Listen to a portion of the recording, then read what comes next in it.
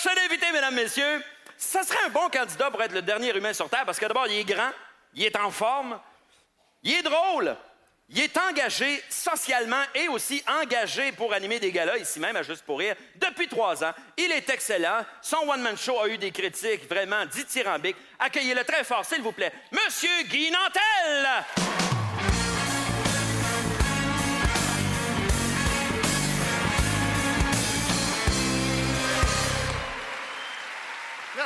Merci. Quel bel accueil. Merci beaucoup. Enchanté de venir partager cette fin du monde avec vous. Parce que oui, vous savez que c'est vraiment la fin du monde. Ça s'en vient. On la voit pas venir, mais ça s'en vient. Vous savez à cause de qui? Vous savez à cause de qui? Vous savez? Oui? Hopper? Oui? Hopper? Oui? Il vous fait pas peur? Hopper fait peur?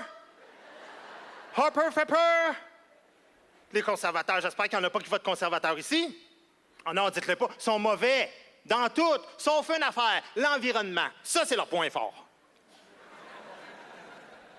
Non, je sais, je suis un peu cynique en disant ça, mais des fois, je me dis, peut-être qu'ils sont pas si pires que ça en environnement non plus. Peut-être que, tu sais, les humains, comme on est, on se répète des affaires, on entend, puis à un moment donné, c'est de même que les réputations se font. Là, je sais, il y en a qui disent, voyons, il est en train de dire que les conservateurs font des bonnes choses pour l'environnement?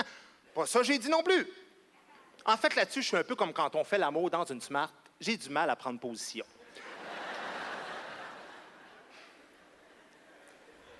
Mais ce que je dis, c'est qu'ils ont fait des bonnes choses pour l'agriculture, par exemple. Hein? Les conservateurs, Christy, ils font plus juste subventionner les légumes, c'est rendu qu'ils les engagent comme députés. Fait que...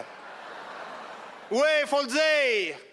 Des ministres de l'Agriculture qui sont rendus, qui couchent dans le même lit que les PDG de multinationales alimentaires qui nous rendent des transgéniques dans le corps, comme Monsanto! Oui! C'est eux autres, ça! Monsanto! Oh, je le vois dans vos faces que vous êtes, voyons, aussi, es-tu rendu fou, lui, ça allait bien, ce début de show-là, il est malade?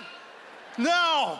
Ils sont en train de nous rentrer des transgéniques dans le corps, puis on peut même pas le voir qu'on mange ça parce que c'est pas écrit ses boîtes, parce qu'ils couchent dans le même lit que le ministre, puis il y a des lois contre ça, puis nous autres, on mange ça, on est tous en train de crever puis de pourrir par en dedans, vous êtes assis sur vos bancs, vous êtes en train de pogner le cancer général en ce moment, puis vous autres, vous dites, on s'en calisse de Monsanto, on veut des jokes, aussi, fais-nous des jokes, man, on a payé, vous êtes malade!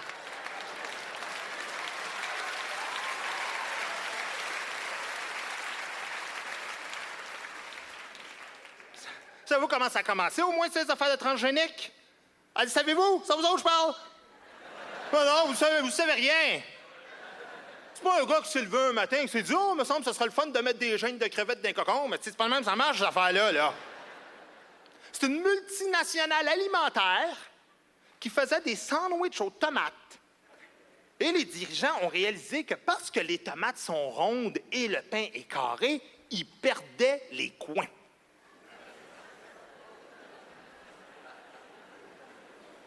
Fait qu'ils ont décidé de changer la forme des tomates. Moi, j'aurais changé la forme du pain.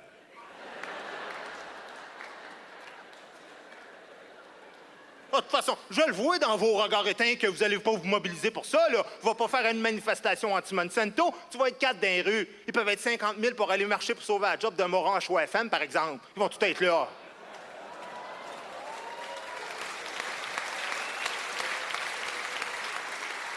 Oui, parce que quand c'est des marches qui comptent vraiment pour votre survie, vous n'êtes pas là. Les marches importantes, vous vous souvenez la grosse marche Monsanto qu'il y avait eu il y a 2 hivers? Hein?